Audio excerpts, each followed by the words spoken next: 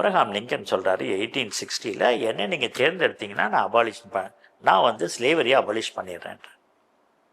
அப்போ அமெரிக்கா வந்து ரெண்டாக உடையுது. முதல் தடவை அமெரிக்காவில் எல்லா நாடுகளிலும் இல்லாத ஒன்று அவர்கள் நாட்டில் ஏற்படுகின்றது, ஒரு சிவில் வார், உள்நாட்டு போர். அவங்க நார்த் சவுத், வட மாநிலங்கள் தென் மாநிலங்கள் என்று பிரிகிறார். தென் மாநிலங்களில் 11 பேர் இருக்கிறாங்க, 11 மாநிலங்கள், கான்ஃபெடரேட் ஸ்டேட் அப்படின்றாங்க.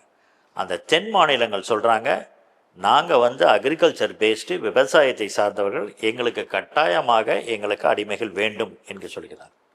நார்தர்ன் ஸ்டேட்ஸ் எல்லாம் அப்போ இண்டஸ்ட்ரியல் ஸ்டேட்டாக மாறிட்டுருக்கு. அவங்க சொல்கிறாங்க, இதை நம்ம ஒழிக்கணும், இட் இஸ் அன் ஈவில், இதை வந்து நம்ம வந்து ஒழிக்கணும் அப்படின்றாங்க. அப்போ எலெக்ஷன் நடக்குது. 1861 அப்ரஹாம் லிங்கன் எலெக்ட் ஆகிடுறாரு பிரசிடெண்ட்டாக எலெக்ட் ஆன உடனே இந்த 11 மாநிலங்களும் நாங்கள் அமெரிக்கா யூனியனில் நாங்கள் இல்லை, நாங்கள் ஒன்றிய அரசில் இல்லை, நாங்கள் தனி அப்படின்னு சொல்லிட்டு பிரிஞ்சு வந்துடுறாங்க.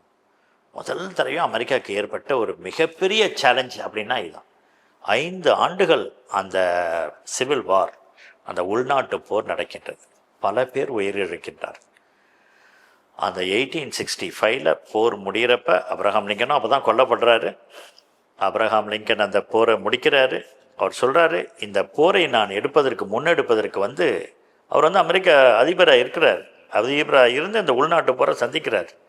அவர் சொல்கிறாரு, அமெரிக்கா வந்து ஒரு கேள்வியை முதலும் இந்த கேள்விக்கு வந்து பதிலை அமெரிக்கா வந்து கட்டாயமாக கண்டுபிடிக்க வேண்டும். அது என்னன்னா, இது வந்து அமெரிக்கா வந்து ஒரு இண்டிபெண்ட் கண்ட்ரியா, ரெண்டாவது ஸ்லேவரியை நம்ம இல்லாமல் பண்ணிடுறோமா அப்படின்னு சொல்லிட்டு, இந்த ரெண்டுக்காக தான் நான் இந்த போரை முன்னெடுக்கிறேன் அப்படின்னு சொல்லிட்டு, அந்த போர் முடிவில் 13வது அமெண்ட்மெண்ட் டு த கான்ஸ்டிடியூஷன் வருது, அபாலிஷன் ஆஃப் ஸ்லேவரி. இந்த நாட்டில் அடிமை முறை முற்றிலுமாக அகற்றப்பட்டு விட்டது அப்படின்றத 1865 13th அமெண்ட்மெண்ட் மூலமாக கொண்டு வர்றார். அதுக்கப்புறம் இந்த ஒரு டெக்ஸஸ் வர்சஸ் ஒயிட்னு ஒரு சுப்ரீம் கோர்ட் கேஸ் வருது. அதில் வந்து சுப்ரீம் கோர்ட் சொல்லிடுது, யூனியன் இஸ் இன்டிஸ்ட்ரக்டிபிள் அப்படின்னு சொல்லுது.